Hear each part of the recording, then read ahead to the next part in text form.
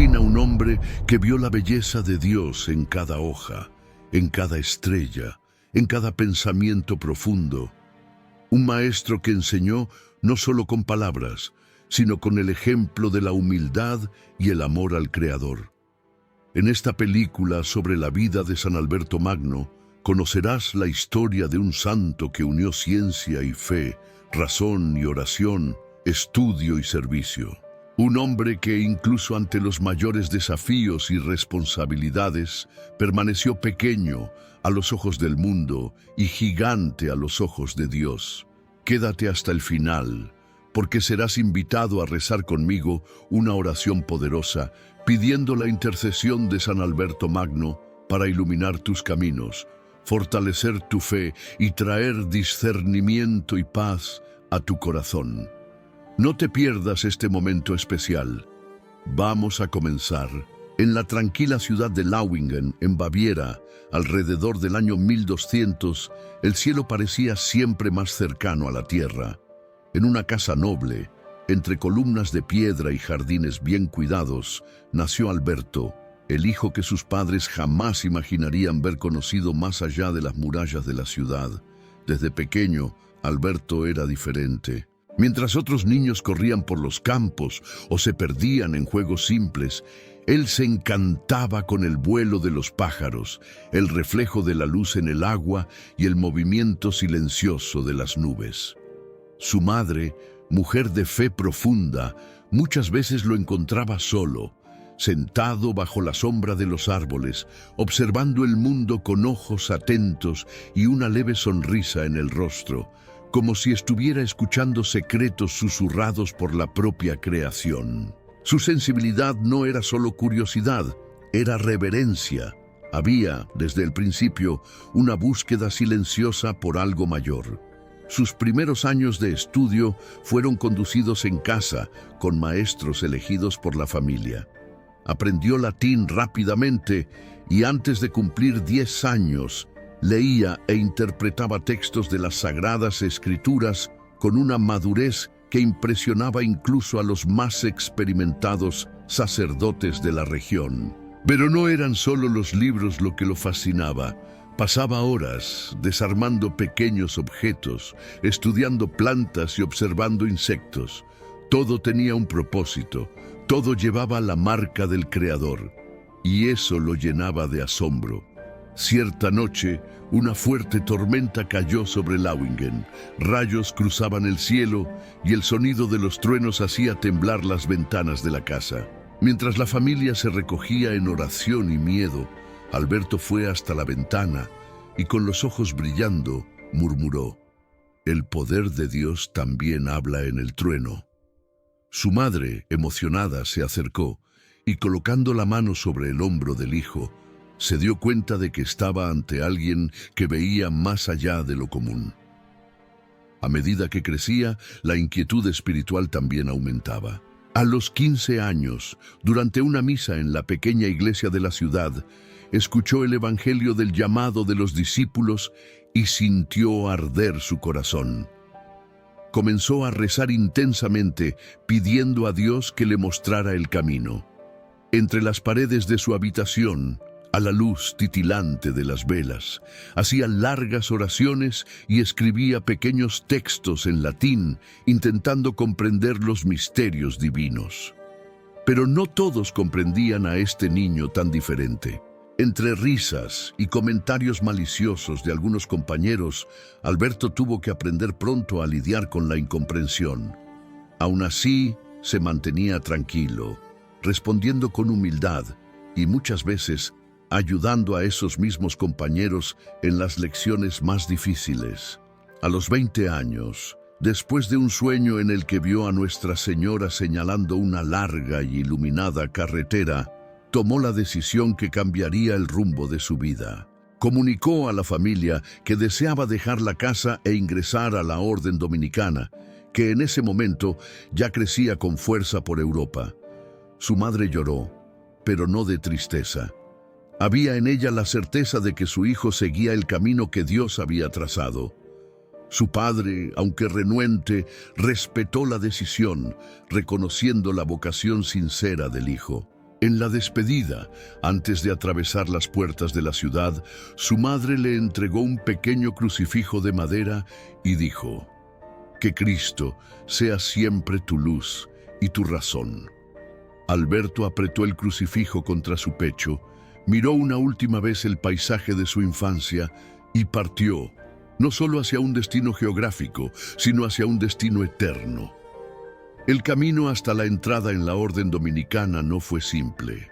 El viaje de Alberto hasta Padua, una ciudad universitaria vibrante y llena de erudición, estuvo marcado por largos días de caminata y oraciones silenciosas.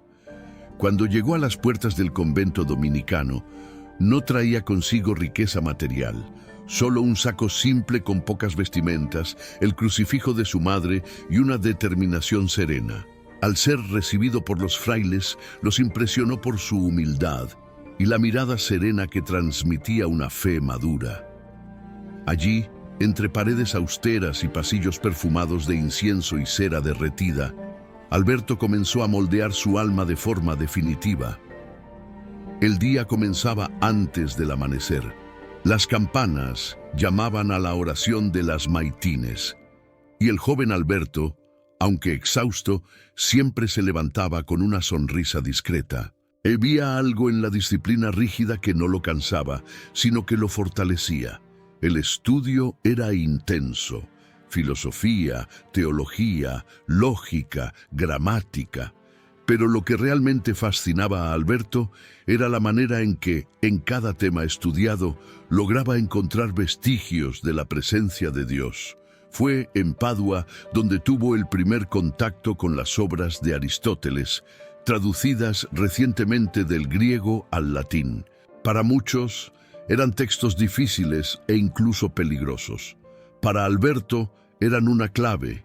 Combinando fe y razón, veía allí una oportunidad rara de comprender el mundo creado por Dios. Pasaba horas en la biblioteca, iluminada por pequeñas ventanas, consultando pergaminos y tomando notas meticulosas. Su comportamiento llamaba la atención de los superiores. Humilde, obediente y siempre dispuesto a ayudar, no era raro verlo enseñando a los hermanos más jóvenes aquello que él mismo acababa de aprender. Su entusiasmo por el conocimiento era contagiante. Después de un tiempo en Padua, fue enviado a Colonia, donde profundizó sus estudios y fue alentado a enseñar. Aún joven, fue puesto frente a grupos compuestos por alumnos sedientos de conocimiento, muchos de ellos mayores que él. Al principio, sintió el peso de la responsabilidad. Sin embargo, con cada clase, su confianza crecía. Tenía el don de explicar lo complejo de forma simple, siempre relacionando la creación con el Creador. Durante ese periodo, las noches en velas se convirtieron en algo común. En su pequeño cuarto, a la luz de lámparas de aceite, escribía reflexiones y oraba fervorosamente. «Señor, que el conocimiento no me aleje de la humildad». Era su oración constante. Un cierto día, caminando por el claustro, escuchó a dos jóvenes discutiendo sobre la utilidad de los estudios, si la fe ya era suficiente. Se acercó con calma y dijo: «La fe es la luz, el estudio, el candelabro que sostiene esa luz». Estas palabras comenzaron a circular entre los estudiantes y marcaron profundamente la visión que se tenía de él. Cuando completó sus primeros votos, la ceremonia fue discreta, pero emocionante. En el altar, arrodillado, con el corazón ardiente de gratitud, Alberto se entregó completamente a Dios. Se sintió pequeño ante la grandeza de la vocación, pero al mismo tiempo acogido y guiado por una fuerza que no provenía de él. Los años de estudios y enseñanzas en Colonia moldearon a aquel joven no solo como un intelectual, sino como un futuro maestro de almas. Sabía que estaba apenas al inicio de una misión mucho mayor, pero ya llevaba consigo la certeza de que su búsqueda de Dios pasaba necesariamente por la búsqueda del conocimiento. Los vientos de París eran fríos, pero para Alberto, cada paso por la ciudad representaba una nueva oportunidad de aprendizaje y servicio.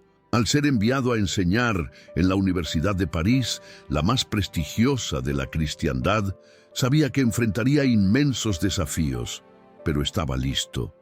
La ciudad hervía de debates teológicos, disputas filosóficas y enfrentamientos entre intelectuales.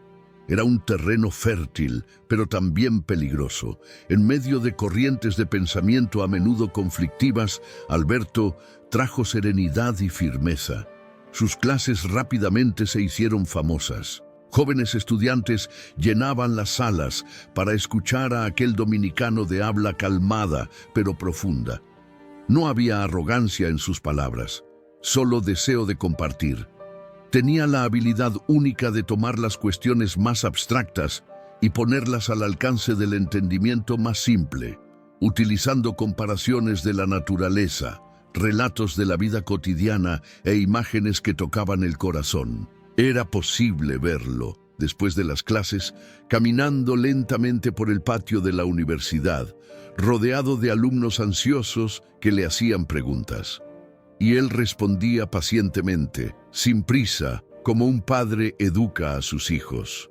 Fue en ese ambiente que Alberto inició un trabajo pionero: integrar las obras de Aristóteles al pensamiento cristiano, tarea que muchos consideraban imposible o incluso herética. Sabía que estaba pisando terreno delicado, pero confiaba en que el estudio sincero y la verdad jamás podrían alejar a alguien de Dios.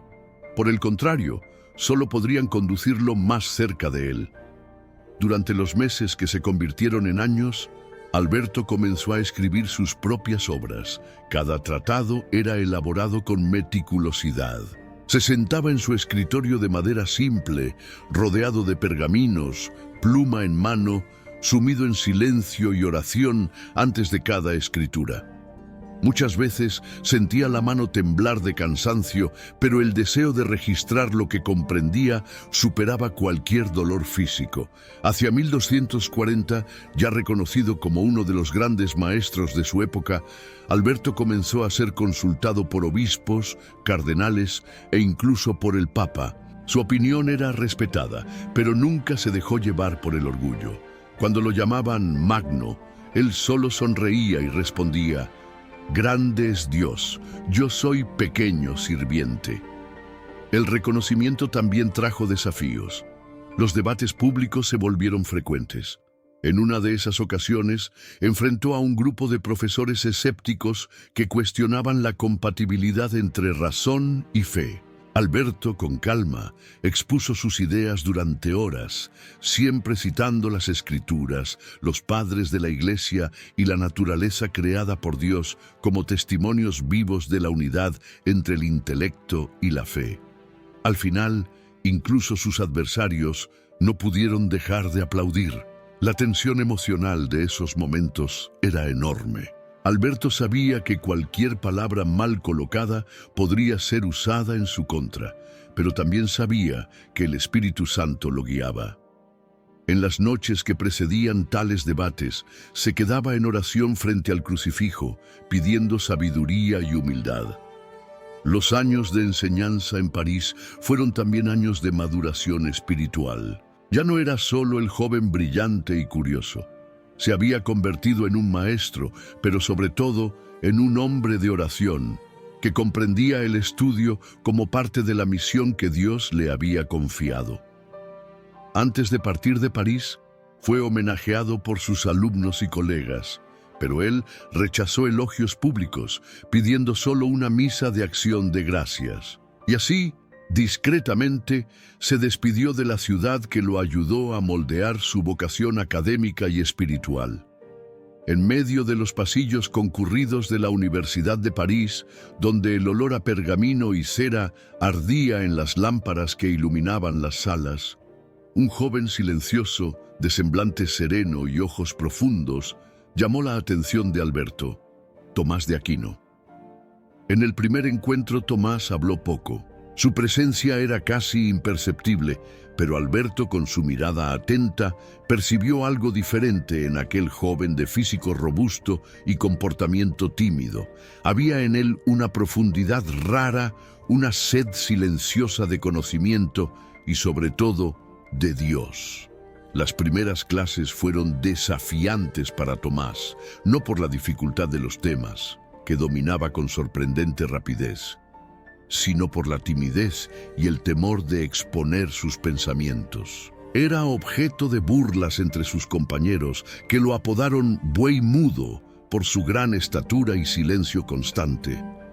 Fue Alberto quien, cierto día, tras una clase, se acercó al joven y dijo, con voz suave: «Hijo, el silencio es el refugio de los sabios, pero llegará el día en que el mundo escuchará el bramido de ese buey». La frase, dicha casi como una profecía, resonaría a lo largo de los siglos. A partir de entonces, nació entre maestro y discípulo una relación profunda, no solo intelectual, sino espiritual. Alberto percibió en Tomás un alma elegida por Dios, alguien capaz de unir razón y fe con una claridad que pocos poseían. En las discusiones más complejas, mientras otros estudiantes titubeaban, Tomás se mantenía firme, atento, anotando cada palabra del maestro. Alberto comenzó a confiarle tareas especiales. Le encomendaba revisiones de textos, análisis filosóficos y poco a poco lo invitaba a participar en los debates públicos. Al principio, Tomás dudaba. Su naturaleza reservada lo llevaba a evitar la exposición. Pero Alberto, como buen formador, sabía cuándo insistir y cuándo acoger el silencio. Una tarde, durante un debate sobre la naturaleza del alma, Alberto pidió públicamente que Tomás expusiera sus ideas. El silencio que siguió fue tenso. Todas las miradas se volvieron hacia el joven dominicano. Tomás respiró hondo, se levantó y, con voz firme y tranquila, expuso un razonamiento tan claro y elevado que incluso los profesores más antiguos se quedaron en silencio, admirados. Cuando terminó, Alberto miró a todos y dijo con lágrimas discretas en los ojos: «Les dije, el buey mudo bramó y el mundo lo escuchará». Ese momento selló la relación entre maestro y discípulo. Pero más que orientarlo, Alberto sabía que su misión era preparar el terreno para que Tomás floreciera plenamente. Cuando Alberto fue llamado a otros encargos y tuvo que dejar París, confió a Tomás responsabilidades que pocos se atreverían a delegar a un estudiante. Le enviaba cartas largas, llenas de consejos y oraciones, siempre alentándolo a mantener la humildad y la fidelidad a la Iglesia. En Colonia, cuando se reencontraron, el afecto entre los dos era evidente. Caminaban por los jardines del convento, discutiendo no solo filosofía, sino el sentido más profundo de la vida cristiana. En esas conversaciones, muchas veces en silencio, compartían una comunión de almas que trascendía lo intelectual. Los años siguientes mostrarían que Alberto tenía razón. Tomás se convertiría en uno de los más grandes teólogos de la historia de la Iglesia. Y el mundo jamás olvidaría al maestro que supo ver, antes que nadie, la grandeza silenciosa de aquel joven dominicano. Cuando la noticia de su nombramiento como obispo de Ratisbona llegó, Alberto no reaccionó con alegría, sino con temor. Nunca había deseado cargos ni honores. Su vocación era el estudio, la enseñanza, la oración silenciosa.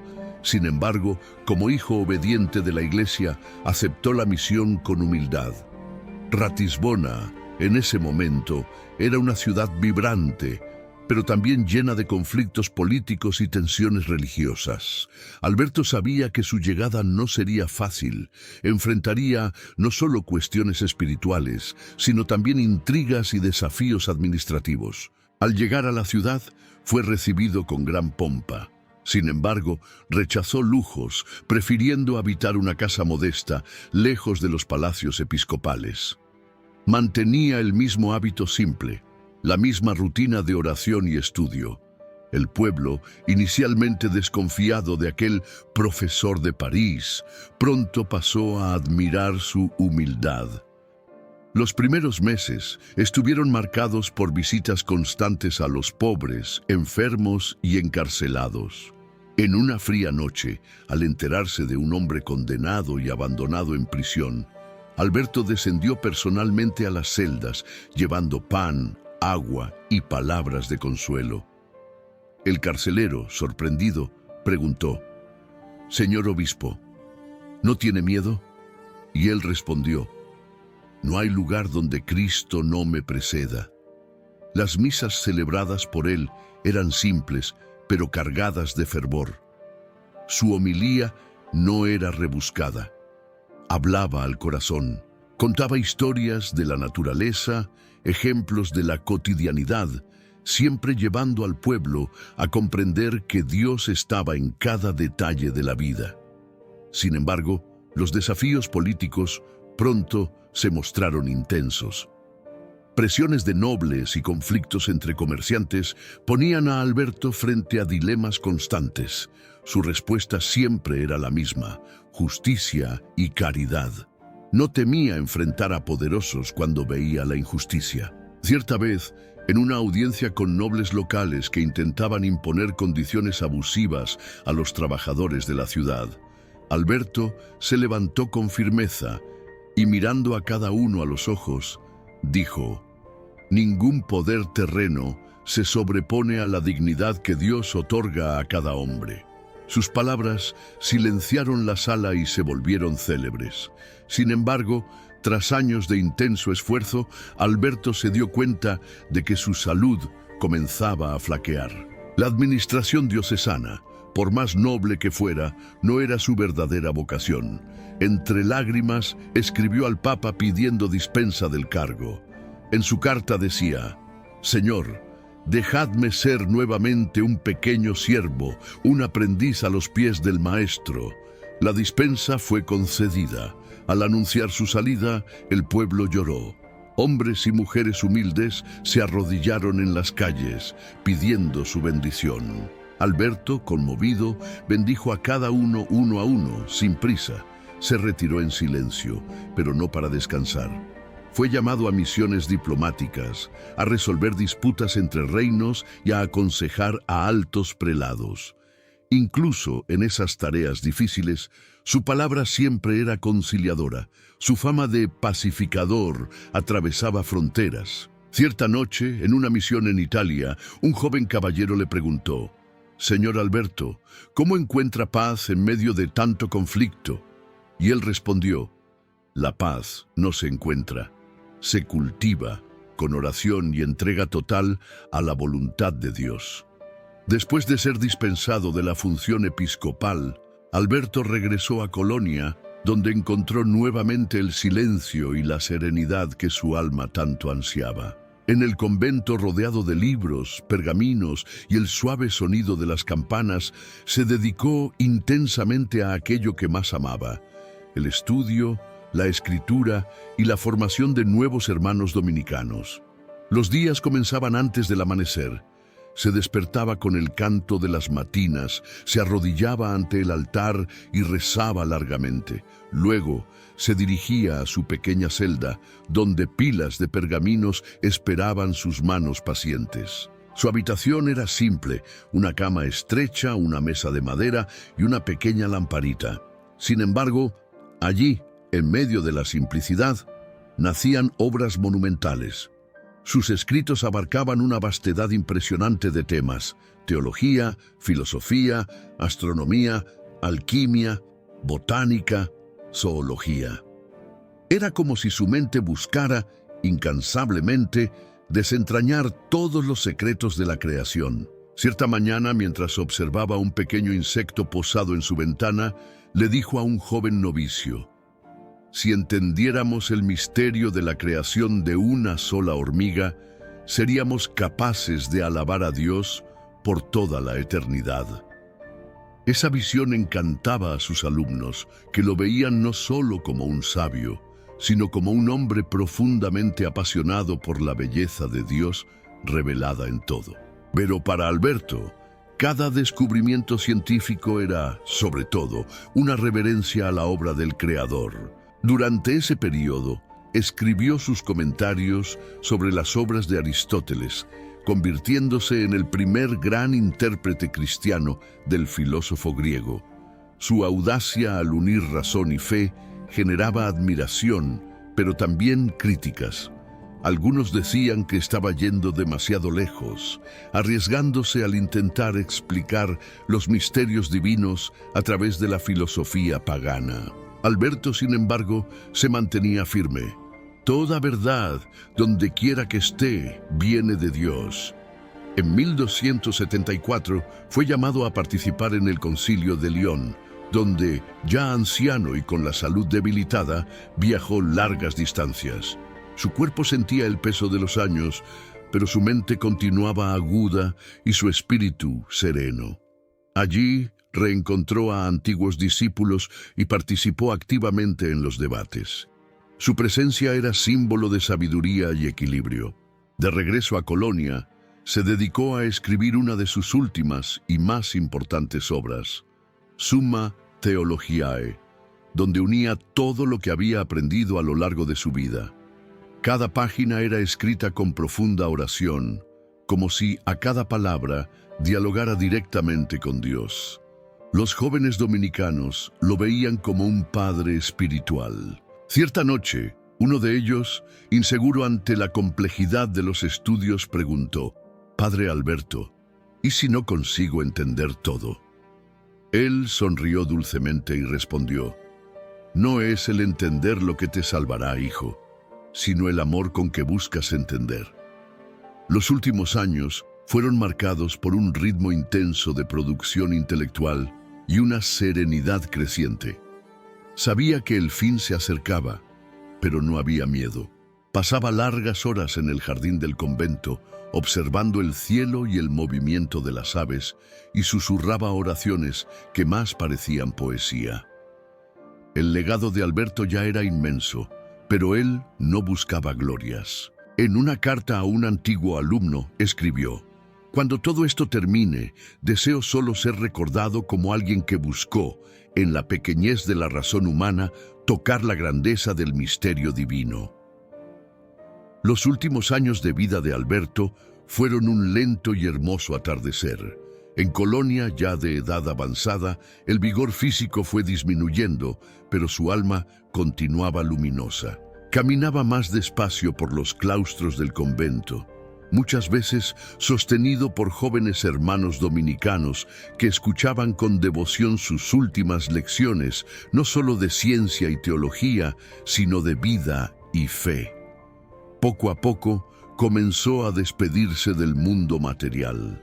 Entregaba sus libros a los hermanos más jóvenes con palabras de aliento: «El conocimiento es servicio.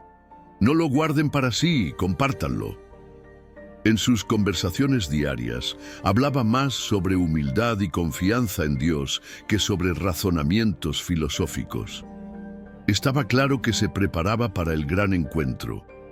En 1274, el Concilio de León había dejado en él marcas profundas. Allí vio el esfuerzo de la Iglesia para mantener la unidad en tiempos de desafíos, y en su corazón oraba incansablemente para que el Espíritu Santo iluminara los caminos de la cristiandad. De regreso a Colonia, su rutina se volvió aún más recogida. Oía confesiones, aconsejaba, pero ya no escribía con la misma frecuencia. Sus ojos cansados aún brillaban cuando algún joven hermano le traía una duda o un pergamino para comentar. Respondía siempre con ternura y una paciencia infinita. Los hermanos cuentan que, en las noches tranquilas, solía sentarse cerca del jardín y contemplar el cielo estrellado. En una de esas noches, al lado de un joven novicio, susurró: «Toda esta orden, toda esta belleza, un día veré la cara del creador de todo esto». Su salud fue debilitándose. Pequeños gestos, antes fáciles, se volvieron difíciles, pero nunca hubo queja. En su lugar, palabras de gratitud. El Señor me dio todo, ahora le devuelvo mi debilidad. En 1280, sintiendo el fin próximo, Alberto pidió que sus hermanos rezaran con él. En su lecho, rodeado de libros y del crucifijo que su madre le había dado décadas antes, pidió silencio, murmuró oraciones largas y profundas, entregándose al Padre. Al amanecer, partió serenamente, como una vela que se apaga suavemente, dejando el perfume de la cera en el aire. Su cuerpo fue velado por multitudes. Hombres y mujeres de todas las clases vinieron a rendir homenaje al Doctor Universal. No lloraban solo por un sabio que partía, sino por un hombre que con humildad mostró el camino de la sabiduría y del amor. Años después, su fama de santidad creció. En 1931 fue canonizado y proclamado doctor de la Iglesia por el Papa Pío XI. Ganó el título de Doctor Universal y fue declarado patrono de los científicos y estudiosos, un justo homenaje a aquel que siempre buscó unir fe y razón, mostrando al mundo que no hay contradicción entre ellas, sino una profunda invitación a la admiración por la obra de Dios. Tras su muerte, la memoria de San Alberto Magno atravesó siglos como un faro sereno, iluminando mentes y corazones. No fue solo recordado como un genio intelectual o un maestro de sabiduría, sino como un santo humilde que reconocía la grandeza de Dios en todas las cosas. El proceso de canonización, iniciado mucho tiempo después, contó con innumerables testimonios sobre su santidad y su impacto en la Iglesia y en el mundo académico. Sus obras continuaron siendo estudiadas en universidades, conventos y seminarios, atravesando generaciones e inspirando no solo a teólogos, sino también a científicos, filósofos y artistas.